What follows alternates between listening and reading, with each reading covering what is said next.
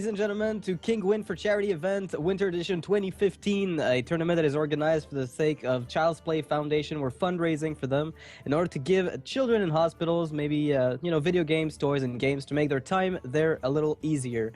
So it's all charity based. If you want to donate, follow the links in the description, and you'll be able to see where to go.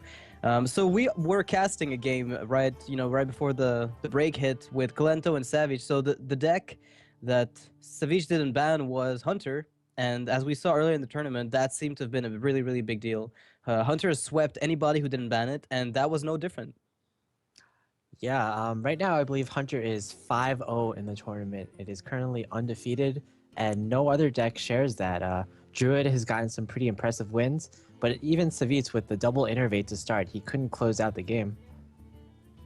Yeah, and right now we're going to be going on into Lifecoach versus Hosty. Hosty, who got picked up by Archon recently, and Lifecoach, well, a part of the newly formed Team Nihilum.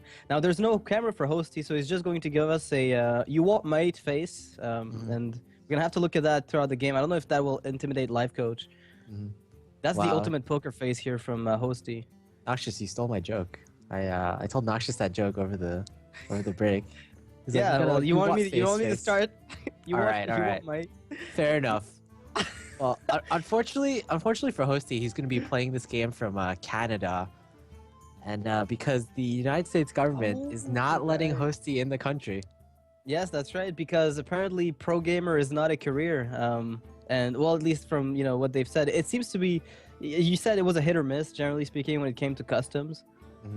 Just finding an officer who'll be sympathetic to what you do. I mean, he would have said entertainer or something along those lines. He would have gone through, right? Like I don't know. Yeah, I don't want to speculate, but in my experience, just hearing other pro gamer stories, trying to cross countries, trying to get visas, it's a lot about who you get as the customs guy, like whether they know about gaming at all, or whether the best you'll probably get is someone who watches esports, but more realistically, just someone who plays any game will kind of understand it a bit better. So aim for the mid-20s. Maybe early 30s, and you should have a better time of crossing customs. That's kind of a fun fact about Hosty's situation right now. So, Lifecoach, let's look at the lineups that these two guys brought, because they're very competent players. Hosty, as you said, we haven't seen as much of as other players in tournaments, since he hasn't made 1,000 million appearances, like someone like RDU might have, or Lifecoach even. So the lineup that he brought is, unsurprisingly, he's got a Hunter. He's got Warrior, Shaman, and Mage. Now, for Lifecoach, I think he's going to go for a generally more, control-heavy approach. He brought a Hunter, of course, and Paladin, Druid, and Warlock. Yeah, Lifecoach is more known as more of a control player, but he is also the father of Hunter. He made pretty much the very first viable Hunter deck ever in Hearthstone. He got rank 1 on NA, rank 1 on EU with that Hunter deck, and from then on, Hunter has just become a dominating force in Hearthstone. Yeah, it reminds me, that was the River Crocolisk era. You remember that? Yes. That is so a long time ago, with the Houndmasters and River Crocs, and just really goofy things that you didn't think you'd ever see played, and then Lifecoach just made that deck and dominated, and everybody picked it up from then on, and it became kind of the standard skeleton off of which every mid-range Hunter has been built since. Yeah, there are just so many vanilla creatures in that deck. River Crocolisk, Oasis, Snapdraw. Just if it's a beast, just throw it in the deck and you'll do fine somehow. Yeah, and it was a really, really nice... it was a novel approach at Hunter at that time. We had similar decks happening in the past, but nothing like this. So Lifecoach definitely innovated, or, brought Hunter to life in the metagame as a whole. Yeah, before we had relatively unknown players like BMA or Freshka. They're on the NA server. They've played the Hunter to pretty high legend, but they haven't really broken out with the Hunter. Lifecoach, for what he is, he got #1, and just everything. The story of Hearthstone just continues from there, I'd say. Yeah, and it's funny how they both brought Hunter, and I'm not exactly sure if we don't have any word on the bans, but am I willing to bet that they will both ban Hunter? I don't know if I'd be willing to make that bet, but it just feels like... I feel like Lifecoach especially is the kind of player who he doesn't care what everyone else is doing. If he thinks that he should ban another class, he won't see this 5-0 as a Hunter as indicative of the fact that he needs to ban Hunter. He came with a plan going into this tournament. He suited his decks to that plan, and I think he's going to follow through. But bringing Warlock, Druid, and Paladin indicates to me that Hunter is probably not his best matchup. Like, if he assumes his own Hunter is going to be banned, which would be a probably somewhat decent assumption to make, then being left with Warlock, Druid, and Paladin, I'm not too happy about Warlock and Druid against the Hunter. So Paladin would be maybe the only class, if it's a bit faster, to deal with the Hosty's Hunter in a very effective manner. So, yeah, fair enough. So if by that logic, if he's coming into this tournament thinking he's got to ban Hunter, then he'll stick to that plan. He will ban Hunter, especially because it's been reinforced that Hunter is very good. Yeah, and it's funny how Hosty is bringing one of the how many shamans were in the tournament? 3? I don't know. I lost track. It was either 3 or 4 shamans. Okay, so there's very few of them, and actually Hosty is he's carrying one of them. Mm-hmm. Carrying the class of shaman on his back. We saw yesterday Gara had a lot of success with shaman. Dog also played shaman yesterday. He had slightly less success. I mean, Gara advanced and Dog did not. Gara won 2 games with the shaman, while Dog went 0-1 with the shaman. Yeah, that was actually a bit of a surprise from Gara, against RDU, who, like, both of them were on the line a little bit, and Gara just powering through the shaman deck, which is a class a lot of people have been overlooking a little bit or considering a little weak. We got word that Hosty is going to ban Warlock. Lifecoach, to his reputation, is still thinking about what he's going to ban. So the rope is currently burning in Lifecoach's camp, but he's got time. I mean, I expect this match to be definitely the longest match we'll cast in the round of 16. Even if it goes 3-0, Lifecoach will almost certainly burn the rope on turn 1, burn the rope at every single turn, take the most amount of time possible. But I think it's perfectly fine. I mean, as I was, as I've told you, I think this is the trademark of a really good player who takes his time to think. It doesn't mean that, thinking too much might not be a problem, but it's not necessary. So it's not necessary to think too fast. Like, it's not necessarily good to just go all in and think your turns in 5 seconds and play them, because there might be a little subtlety that you might have missed. Yeah, I was actually talking to Dog yesterday. Dog is, of course, your teammate, and he's one of the fastest players in Hearthstone. He basically thinks about his move, he makes his move, and he does it all within 10 to 20 seconds of a single turn, especially on stream. But also in tournaments, he's, I would say, one of the most distinctive players in terms of how much time he takes per turn. Unfortunately, he made like a few very simple mistakes in his games against Firebat in this tournament. And I was saying, hey, you got to slow down a bit. And he was like, yeah, I agree. I just get too impatient sometimes. And I'm going to work on that. I share this trait with him. The only difference is he wins and I don't. So there's definitely, I can understand how he's feeling. So we got word here from the admins that Lifecoach decided to ban Shaman. So my idea of, Hunter bans happening was completely off the mark. And that leaves Lifecoach with his own Hunter and his Paladin to fight off against Hosty's Hunter, which I feel is actually kind of interesting. I mean, this is definitely a Lifecoach call. He bans a class that no one else is expecting. Lifecoach is a player that he doesn't care what anyone else thinks. He's got his own idea of thinking about the game, and he's going to stick with that idea. He's going to go with what he knows. Yeah, and banning Shaman might be a good idea because you might have not prepared. I don't know if you did prepare against it, but it's a class that you see so little of that you might be afraid of getting caught off guard with a deck that might have tricks that you didn't necessarily plan around. So yeah, Lifecoach, he's probably analyzing all the classes that players might bring. He's probably tailored his decks to Druid, to Hunter, to Mage, to Warlock, some of the more popular classes that might be brought to this tournament. And Shaman might just not have considered Shaman at all. Yeah, that's a possibility. But then again, with the level of these players and the depth at which they think about their matchups, he must have considered it on some obscure level, maybe. So maybe I'm just making a bold claim there. So they're both preparing right now. I don't know in how much time the games will start. Which deck do you think the players will start with? Well, I can tell you that the admins have already told us that Hosty will be picking Warrior, and Lifecoach he's still thinking. And we can actually see Lifecoach's cam right now. He's muttering to himself. He's talking to himself through all the possibilities. And Yeah, he's still talking, and he looks very confused right now, just thinking about what to pick as his first deck. Yeah, and yeah, he's definitely just muttering to himself, and it's awesome to look at that creative process in perfect action. So warrior for Hosty, we have to assume control, right? I mean, this is an assumption I make. I think it's generally what most people would consider. Outside of Neria, as I said, yesterday, I haven't seen anyone else play anything else. I mean, Raging Worgen is an Neria trademark. I don't know if Hosty will embrace that or just go for some kind of other archetype.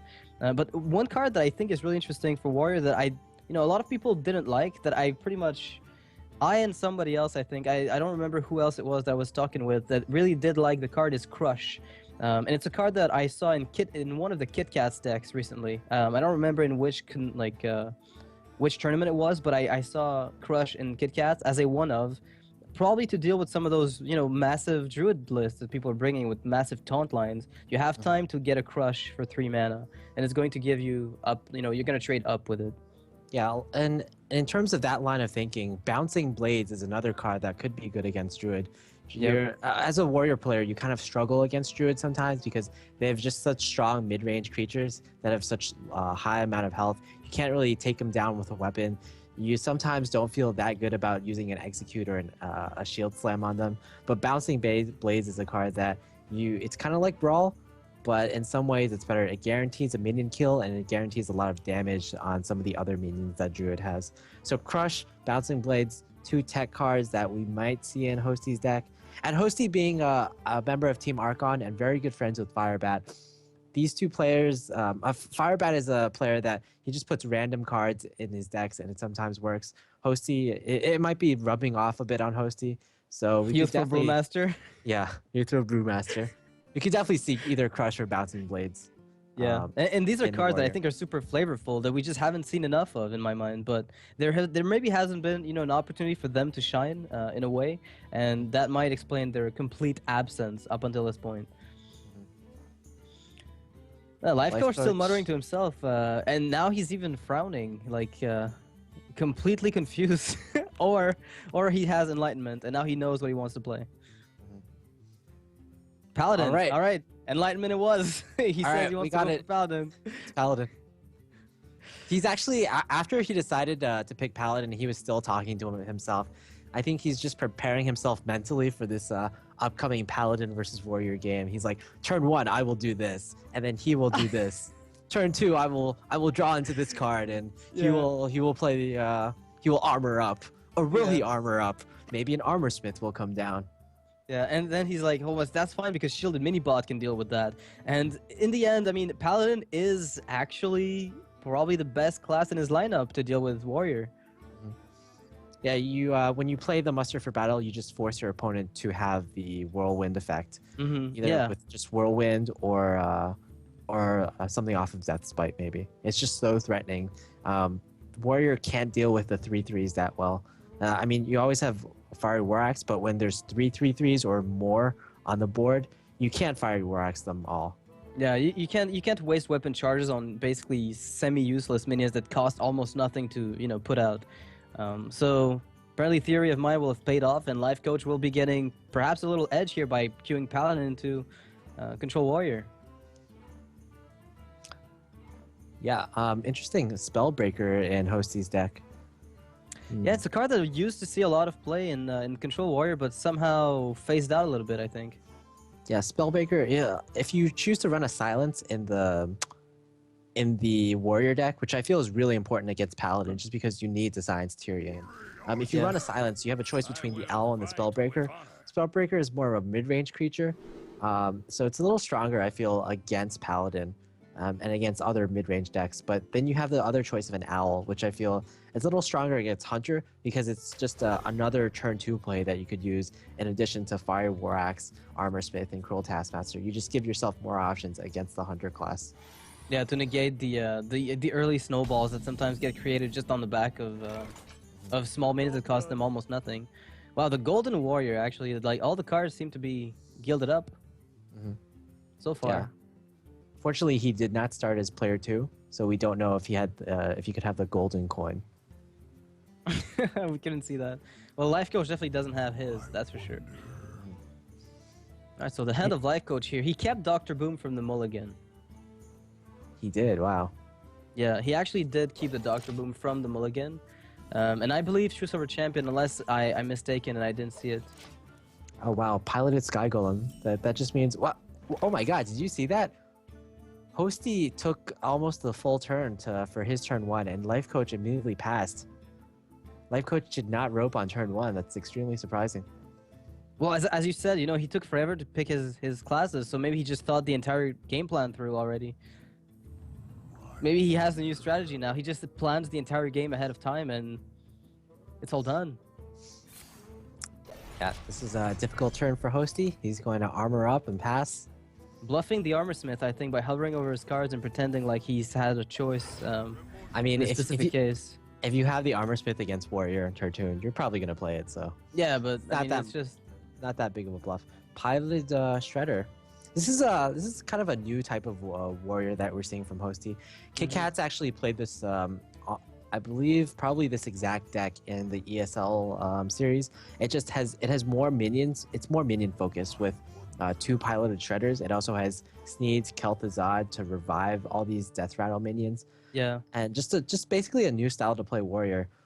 As we saw with Kalento last series, he tailored his sort of Warlock Demon deck to be anti-BGH. It didn't run any minions that were 7 attack or more. This is kind of Warrior's answer to that. I'm not going to run Alexstrasza or Ragnaros, anything that has 7 attack. Yeah, and right now we're looking at a board where I think Hosty indicates that he doesn't have Whirlwind just by virtue of using his War Axe to clear the 1/1. He indicates that there is no Whirlwind coming up on the follow-up turn. Or if there is one, then he doesn't want to, you know, he wants to clear up his turn 4's mana to play a 4-drop. I think, yeah, he's kind of just at the same time just setting up for the 4-drop. He knows he probably wants to play the Piloted Shredder on turn 4, so he won't be able to get the Fire War Axe out right now. Yeah, and Lifecoach can glean some information as to what he has to do here. Now, with the Fire War Axe developed, I mean, Piloted Shredder is not nearly as appealing. Oh yeah, definitely not. It's definitely Lifecoach is definitely gonna consider that the Fire War Axe is on the field, and I feel like because he kept the Dr. Boom in his opening hand, Lifecoach will probably play this a little slower than normal. Yeah, as you see, Hero Power and Pass. He doesn't need to get out tempo. He doesn't need to make tempo plays. He just wants to set himself up so that he can maybe do a pretty good turn 6 Dr. Boom. Yeah, and there's also, I mean, there's a good argument to be made for that, considering just how good his hand is. I mean, he can negate threats very easily. He's got 2 weapons that he can use on, you know, mid-range minions that come out. Pilot Sky Golem on turn 6 if necessary. If he has to use his coin preemptively, can make it, you know, drop on turn 5 if he wants to delay the Dr. Boom. And right now, I mean, the options of Hosty are, you know, the Cruel Taskmaster play on the 1/1 is, you know, semi-relevant because you do keep the weapon, but Lifecoach is forcing Hosty to use his second weapon charge to remove the 1/1 if he doesn't have Cruel Taskmaster. I don't know how much of a force it is because I wouldn't feel too threatened by this 1/1 with my Piloted Shredder on the board. Like, is he gonna consecrate plus use the Paladin Hero Power to clear the 4/3? No, but it does make a True Silver Champion. I mean, the minions that comes out of Piloted Shredder, not a lot of them, but I think 4 or 5 of them have 1 health or so, if not more than that.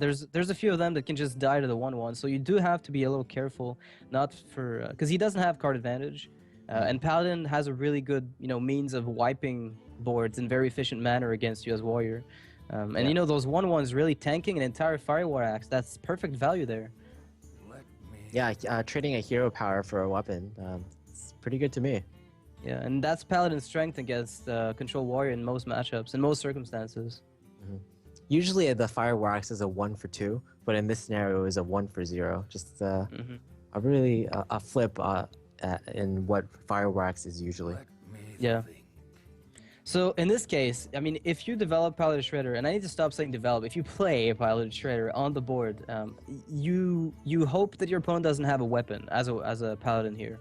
Because if he does, then he's going to get a little bit of initiative. He's going to clear your Piloted Shredder with the trade, and then use a weapon to kill it. But you've seen 1 Fiery War Axe, so the likelihood of there being a second one right away is fairly slim. Well, it's 100%.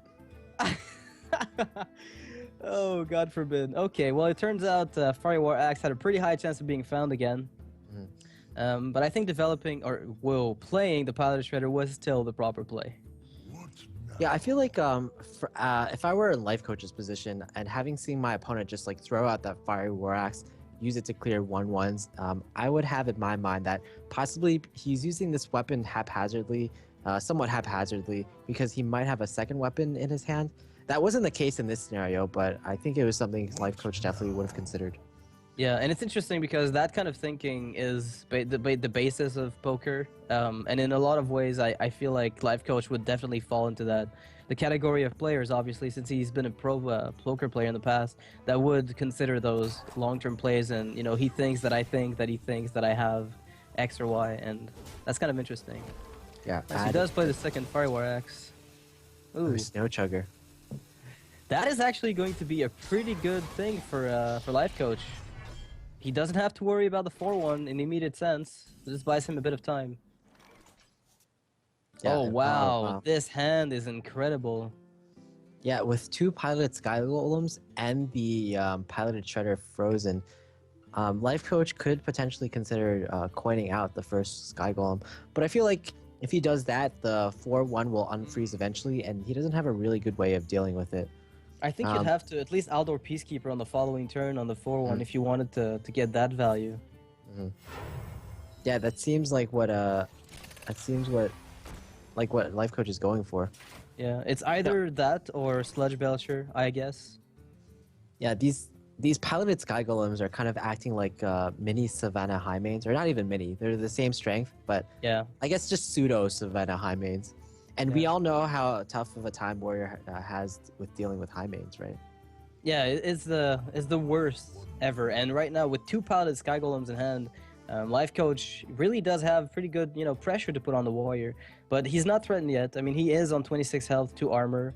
He's got the option to shield slam the piloted Sky Golem here if he wants to, and combine that with a Cruel Taskmaster play if necessary, with the Fiery War Axe skill of 4 health, 4 drop that might come out.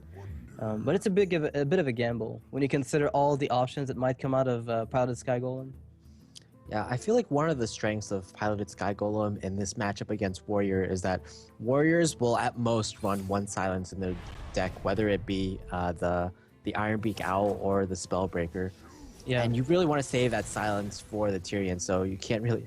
Speaking of silences, a Keeper of the Grove comes out. But this is pretty much what Hosty wants to see in a way, because it's going to die the Piloted Shredder by letting it live, so you're okay with it. It's one of the better ones. I mean, Yeti would have been a problem, Senjin would have been a big problem. So in this case, it's a bit better. Yeah, I believe if Lifecoach is playing more of a standard deck, I think all of his big threats are in his hand right now. Both Piloted Sky Golems, one was used. The Dr. Boom and Tyrion, those are typically the strongest minions you can find in a Paladin deck. Yeah, and interestingly enough, I mean, the value of cards to come is going to be fairly low if that's the case, because it means if ever Hosty manages to deal with this hand from Lifecoach, the follow-up pressure might be pretty weak. Now, how does Lifecoach deal with this 4-1? He definitely saw this scenario coming when he coined out the Piloted Sky Golem. Yeah. But maybe he didn't prepare for such a weak minion to come out of it.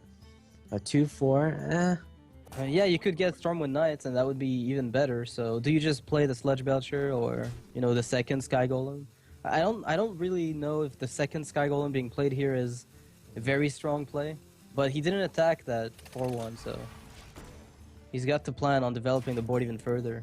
Okay, this is a bit strange. I guess he's saying that this 4-1's going to get a lot of value anyway.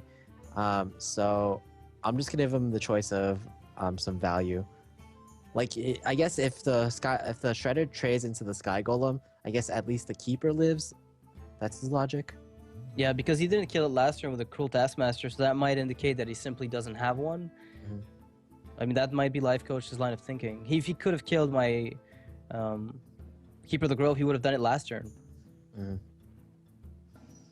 Sky Golems are pretty interesting. Like, there's let's see what comes out.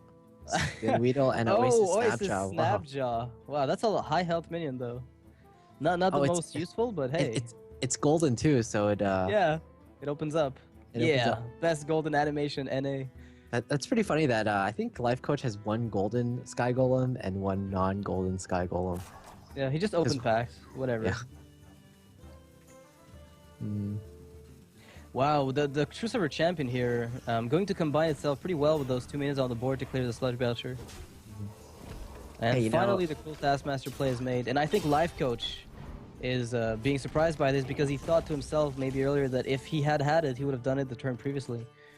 Yeah, you know, now with the Spin Wheel on the board, the warrior can now target his hero power. Oh, yes, give powered shields to minions. everything. That would be awesome. Yeah, well, I don't know if it would. Well, yeah, okay, you know what? It'd be fine. It would be perfectly acceptable. Oh my god, Big Game Hunter right now in Hosty's hand going to swing this around. Even more pressure coming out, but there hasn't been a consecration found. No equality, none of that. And Lay on Hands is there, Tyrion is there. Yeah, you can see kind of the strength of this new type of warrior. It's more minion focused, so it actually can fight for board a bit more with the paladin player. It just doesn't rely 100% on weapons, and this is a very interesting board from the warrior player. Definitely not what you would see like a month ago. Well, what I find interesting is that warrior has gone the way of mid range in a small way.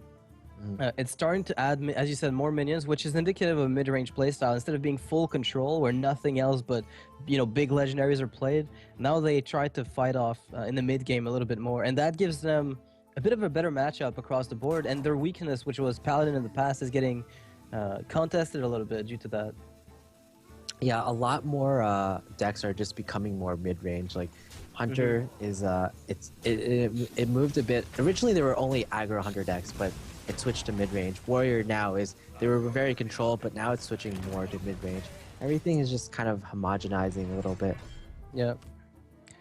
So Lifecoach here lost his Dr. Boom and the Boom bots. There was an unfortunate, there was a somewhat lucky roll for Hosty here. If the Steam Wheel Sniper had been hit for 3 instead of 2, he wouldn't have been able to kill a second Boom bot. So that would have been a bit problematic for him, but it turned out to be just fine. The Snapjaw is so annoying right now. Probably one of the most annoying minions for the warrior because like it has such high health, but you don't really want to use your spells against it because it feels so weak to shield slam or execute a 2-attack minion. Yeah, most definitely. How do you feel about just shielded mini bot and True Server champion hero power? Or do you think Tyrion should come out already? I think Tyrion is always a strong play. Yeah, I think Tyrion is pretty good here, actually. Even if I ignore the warrior's hand, I mean, if I saw the warrior's hand, I would know he has no way to clear this Tyrion. He has no silence. But just regardless of that, just looking at the board from the warrior now, Tyrion, like, how is he gonna trade into Tyrion? He basically has to sacrifice everything, and then still he needs like 1 more damage from his hand. Yeah, to do the execute play. Yeah, wow. Tyrion puts Hosty in such a bad position right now. Yeah, that was a really nice call from Lifecoach. I mean, Tyrion is essentially Dr. Boom 1.0, in that if you have the mana, just play him. It's a mistake that I've personally had problems, you know, wrapping my head around that, because I always felt like Tyrion was so weak to so many things. I mean, they might, you know, kill him and ooze my weapon. They might have Black Knight. They might. But if they don't, the payoff is so massive that there's no reason really just to not play Tyrion right away. So you said that Tyrion is Dr. Boom 1.0? Well, okay, I'm exaggerating. I mean, if you have the mana cost, then just play him. That's kind of where... That's the analogy I was trying to make. But by your logic, wouldn't Tyrion be like Dr. Boom, like beta? Dr. Boom and beta. In beta, right? Yeah. Okay, beta testing. Exactly, yeah. And that's why they felt comfortable afterwards with Dr. Boom. They're like, you know, Tyrion also works the same way. Alright, so we have the Aldor Peacekeeper here being able to fully negate the attack power of Dr. Boom, so that is probably going to be in the range of Lifecoach's play this turns. At least I wouldn't doubt so. He could use a True Silver Champion charge to clear something else, such as the Big Game Hunter. Yeah, but... I mean, you could use Tyrion and the Oasis to kill the 1-2 that comes from the slime. Then you Aldor the 7-7 and use True Silver to kill BGH, maybe? Yeah, the problem with using a True Silver is that there's a very strong possibility that you're going to get the Ashbringer next turn. So if that happens, you're going to overwrite your True Silver, and lose one charge of your weapon that you don't really want to do. Would it be really that big of a deal considering the card advantage that he's got and the lay on hands follow-ups? Yeah, I'm asking because I'm trying to figure out if the second charge from True Silver Champion is really that crucial to his current yeah, you bring up a very good point. But I feel like, okay, True Silver Champion, I guess he assesses that the True Silver charge isn't really that important. Yeah, and I mean, how does the Warrior deal with this? He has to use an Execute at least to get that 6/6 out of the way. I mean, Harrison Jones would be a pretty good draw. Oh, Harrison Jones would be massive here. Nope, it's a Death Spite. Yep, not at all what you want to see in this case. But there is a Sneezed Old Shredder here for Hosty, so that's another threat that might help out. I mean, you do want to combine it with Kel'Thuzad, though, most of the time. I guess the play here is execute, and then you could either... Well, you execute, you run a Boombot in, and then you see where it lands, then decide from there. You could either Death Spite or Sneasel Shredder, I guess, is another potential play. And Sneasel Shredder is probably one of the stronger plays. Like, I mean, you could, even though the Warrior's kind of fallen behind, if a Kel'Thuzad or like a Tyrion comes out of the Sneasel Shredder, then you're back in the game again. Yeah, and this is not the best Boombot hit, but at least it doesn't hit Tyrion itself. Ooh. Okay, this is pretty good, actually. I didn't think of this. Death Spite. You can Death save Spite your would have to be execute. combined with minions. I think Execute is a very strong option here because you've already seen 2 piloted Sky Golems, and you've seen the Dr. Boom. And typically those are the strongest threats from Paladin, so there's probably not anything better for... there's not anything better for you to execute. Lifecoach, a breath of relief here at the sight of the absentee Harrison Jones, as his weapon will actually be useful for him in the follow-up. I saw his face just go from, oh yes, okay, that's fine. Because if Ashbringer gets removed and the Warrior comes back in the game, tempo-wise, it's much simpler if you've removed the biggest threat from the Paladin deck. You know what's funny is that Lifecoach can actually deal with Kel'Thuzad coming out of Sneasel Shredder this turn. Sneasel Shredder, yeah. It's one of the unique scenarios. But I don't know, I'd really like Lore Walker Cho. You like him as a card, or you just you like him when it comes out of the Sneeze? I like him when it comes out of the Sneeze Shredder. I think that's where... I mean, it's the only time I see it in competitive play. Yeah. Otherwise, it doesn't exist, and well, that bums me out. You can also get it from the piloted Shredder. Right. True, you're right. You're right. I feel like when that happens, like the Lore Rocker Cho is better for your opponent than you because you don't always have the option to kill off your own Lore Rocker Cho, but they do, so they can kind of control. Oh my God! This is the anti-Lifecoach card. Oh my God! Lifecoach is going to lose this game. Oh man! Lifecoach has to clear it immediately. Yo, Lifecoach, hurry up! Oh my God! Hosty has figured out how to counter Lifecoach. He couldn't play his Sludge Bouncer and he facepalmed. Oh my God. Oh my goodness. This is actually countering. This is insane. Oh, Lifecoach. We are so sorry. Oh goodness. But he's fine though. He's got it. Oh, is he fine though? Does he have to equality this just to keep playing properly? Oh my God. I can't believe this is crazy. Oh no. This deck is insane. This guy's deck is insane. Okay, does he have to equality? I don't think so. I think you just use your Ashbringer on the 5/5 and then drop Sludge Belcher, shielded Minibot, and forget about it. Stay calm and just shielded Minibot. There we go. We have to talk extra fast too because this game is just going so much faster than we expected. Yeah, and there's also 2 Acolytes of Pain, which are going to give card draw here for Hosty after he pops out his own Death Spite, which is going to be really important in this case. Get 2 card draws out of the Acolytes of Pain, that's going to be crucial. And it's going to take so long for him to get the card draw. You know, Sludge Belcher is also has great synergy with Nazdormu because it forces your opponent to watch. Yeah, you force your opponent to watch the animation of Sludge Belcher dying. Yeah, and if you've ever seen this happen in a real game, you know how okay, no, he cannot possibly Iron Beak Owl this. Well, you can also Iron Beak Owl be Nazdormu just to negate the effect. Is he, okay, he's not gonna do that. He's gonna negate the Acolyte of Pain instead. That would have made no sense at all. It would have been amazing to witness, but it would have made no sense. All right, so Lifecoach keeping his calm, and you know what? I think he should do some stress testing with his partners where they start the game when Nosdormu comes out, or they put a timer next to him. 15 seconds, you've got to playtest this. It's kind of like hardcore training for Hearthstone.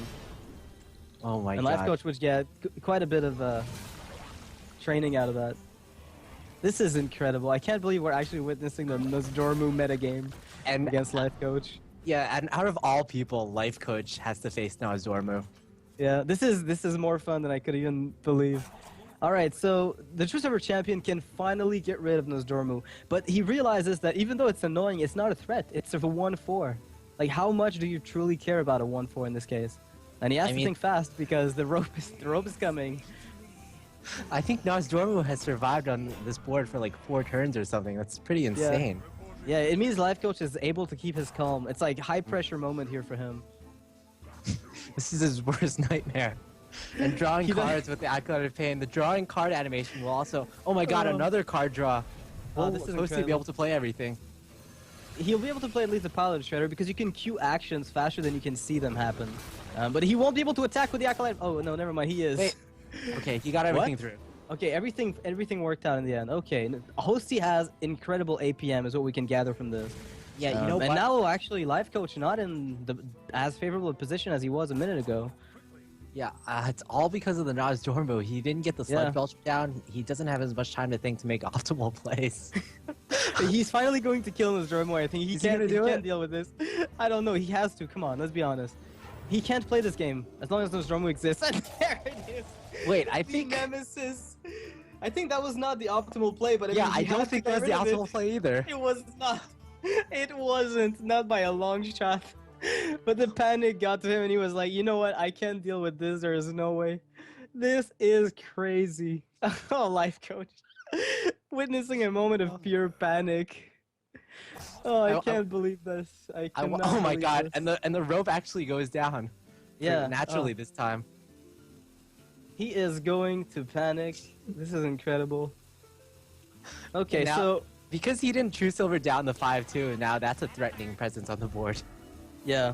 Now that is really problematic. I mean, equality is going to give him the value that he wants, though. We still haven't seen the consecration, so... Oh my god, Lifecoach. He looks so stressed right now, even after Nosdormu died.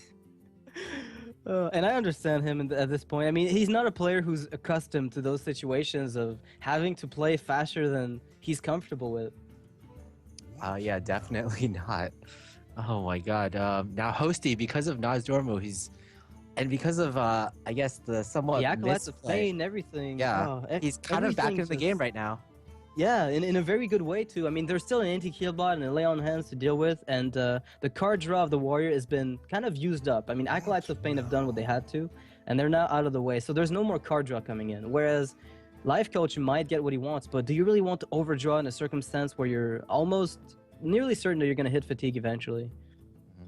Yeah, this might just be a fatigue game. There's I'm not sure how many other threats that the warrior is running. Typically, in this type of warrior deck, there's the Sneasel Shredder and just the Kel'Thuzad and the Crom. Sometimes they also add Dr. Boom, even though it's a BGH target, because hey, why not? It's Dr. Boom.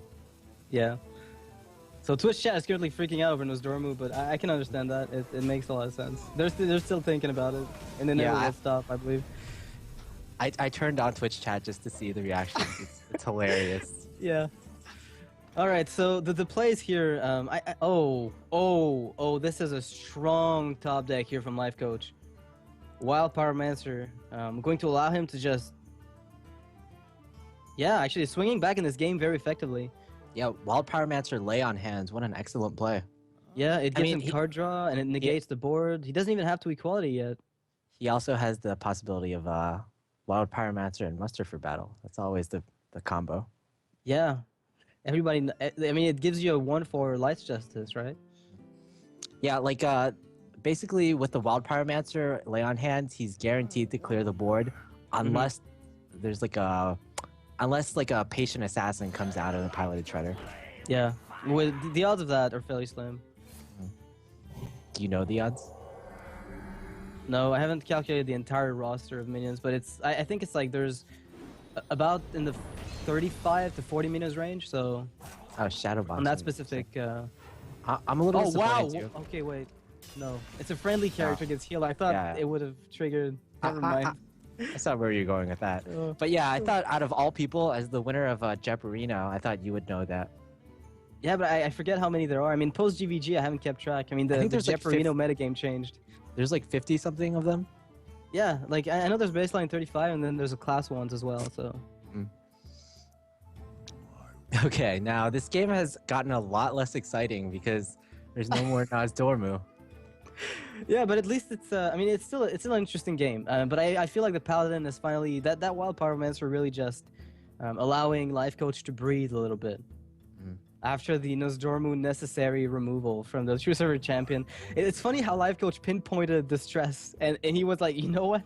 If this keeps staying, I can play optimally, but it's not gonna work over the long term. So is this the first time Nozdormu comes up as a tournament play that just almost certainly. I would bet you any amount of money that Nozdormu has never come up in a high-level tournament game before. Yeah, and I'm starting to think, if you know your opponent is Lifecoach in a set of matches, do you just tech in Nozdormu? I mean, if Nozdormu were like a lower cost card, like a 4 mana 4/4, and it's like almost viable, then yeah, sure, go for it. But what if it was like a 7 mana 6/6, 6/7? Well, we're just going into hypotheticals. Like that's crazy. Yeah, of course. Who would go into that? Who would make that card? Yeah, nobody would. I wouldn't. Good thing I'm not on the design team, guys. All right, so this is I mean, this is not a muster for battle turn.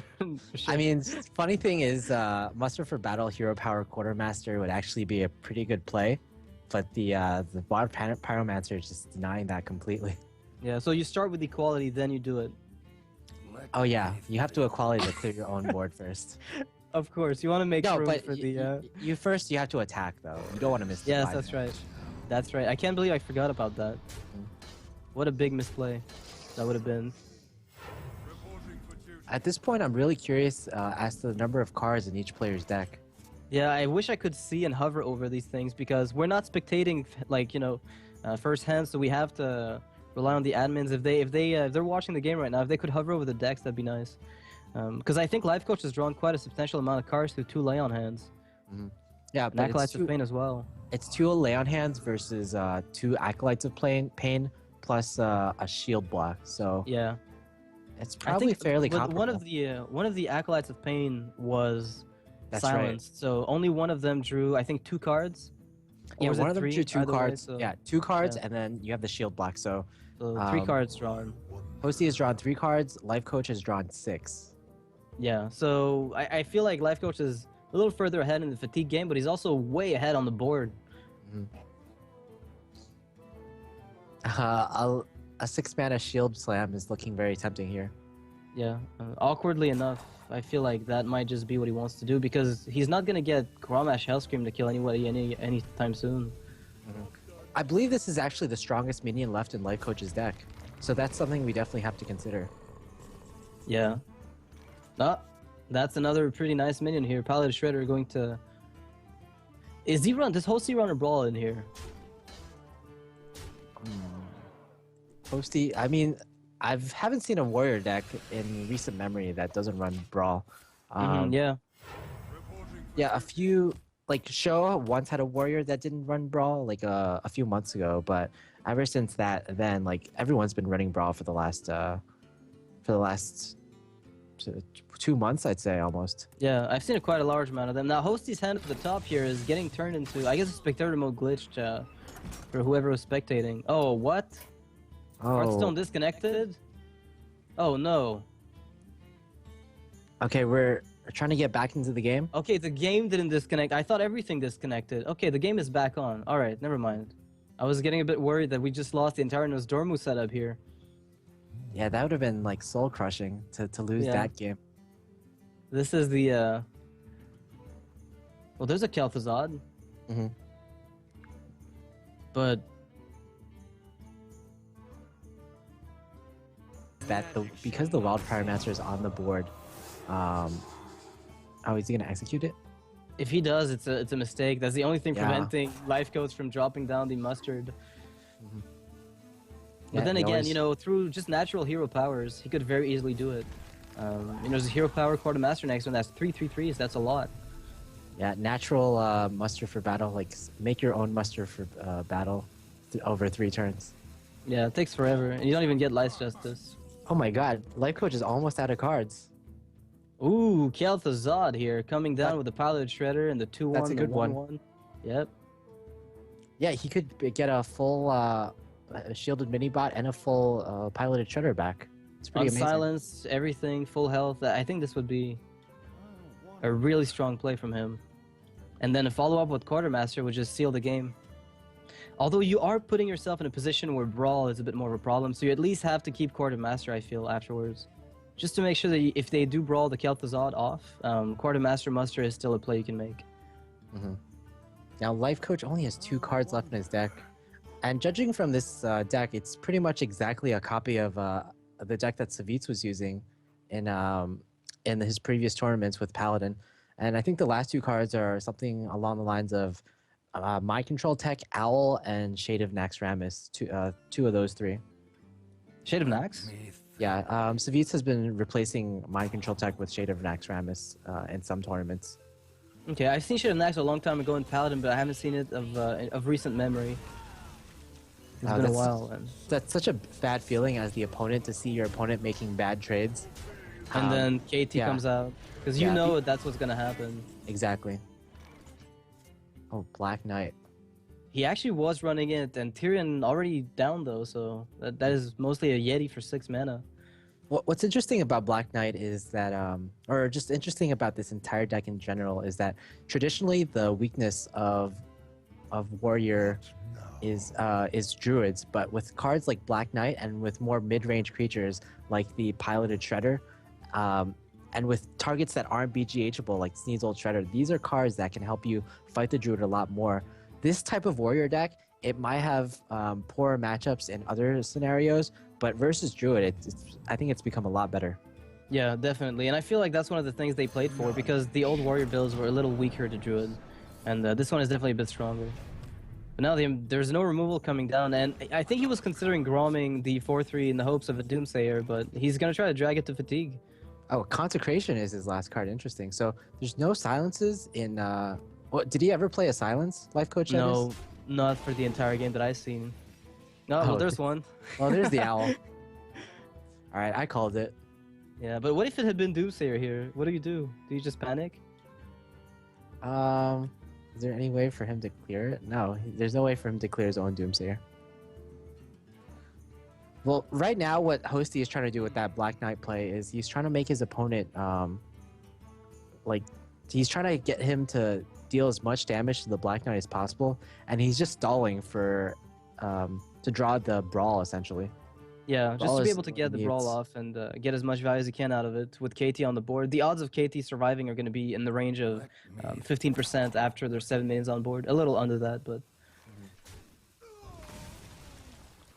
Trying to ask the admins, how many cards does Hosty have? Because that's really important for the rest of the game. Yeah, well, I mean, he's taking a lot of damage every turn, so until Brawl is found... I mean, he should have 4 cards left, 3 to 4 cards left, as far as I can tell. Right. So this Death's Bite... Death's Bite is not a card, but if things get dire... Let's see how much damage is on board. 7, 8, 9, 10, 11, 12, 13, 14, 15, 16, 17. I think that's pretty much game, because... Wait, 17 damage? If he armors up, then Consecration and Muster for Battle's Lice Justice is going to do it. Yep. It doesn't matter what happens. I think Lifecoach has the lethal next turn. I never thought Muster for Battle would be played for the 1 damage Lice Justice lethal, but hey, that's the scenario. Yeah, Lice Justice lethal. And this is just how GVG has worked. We get Naz Dormu in decks. We get Lice Justice being an actual weapon that people use. Yeah, and it's actually surprisingly been very effective when you get it on curve with Muster for Battle. On its own, it's pretty mediocre, but as soon as you get it with 3 other 1/1s, then suddenly the value of it just increases drastically, because you combine it with those 1/1s and you get yourself a lot of value. So is he going to try for the Doomsayer play on the Piloted Shredder? Yeah, that's I hadn't considered that. That's not worth. He decides that this is not worth it. That's actually a misplay. It was his only way out of the game. Yeah, it's a faint one, but I guess you have to take it once in a while. So that is lethal from Lifecoach. I believe, unless we've miscalculated, but I think he does have it with Consecration and Muster per battle. Yep. Or even just double Consec. Doesn't even need the Muster. Oh yeah, double Consecration. That's less flashy, but it's just that's pretty good. Yep. So well played here for Lifecoach, taking the first game against Hosty, despite the Nosdormu coming out of this Sneeze old shredder. Paladin very favored against Warriors still, and I don't think that'll change for a little while. I'm not too surprised about the result of the game. Bad draws would have maybe caused something different to happen, and he did get very high value minions early on with, you know, Paladin, Sky Golem, but well played by both players, certainly. Yeah, certainly well played. Lifecoach especially. He was able to overcome his weakness, the Nosdormu, and actually take that game. Yeah, this is like the ultimate test, you know, when you've got a final boss in your life and you need to know, you know, am I up to the task? And apparently he is. He's fine. He'll manage. Now he knows. He's confirmed himself as one of the best Hearthstone players just by virtue of being able to, you know, confront his darkest fears live on the spot in front of thousands of people. This will certainly be on top of Reddit very soon, so I'm very looking forward to it. Most definitely. I can't imagine that wouldn't make it there. It's at least going to make it on Trollden, if anything. All right, so Hosty's lineup still has a Mage and Hunter. So which one? Against Warrior, I feel like Hunter, if it's against Paladin, sorry. The curve of Lifecoach is pretty high. We haven't seen Knife Jugglers. We haven't seen any early aggression, as you said. And this is definitely a deck much like the one that Ceviches were running earlier. Yeah, we saw Lifecoach running a Hunter, and it absolutely destroyed the Paladin from Savit. So why not pick the Hunter right now? Take out the Paladin once again.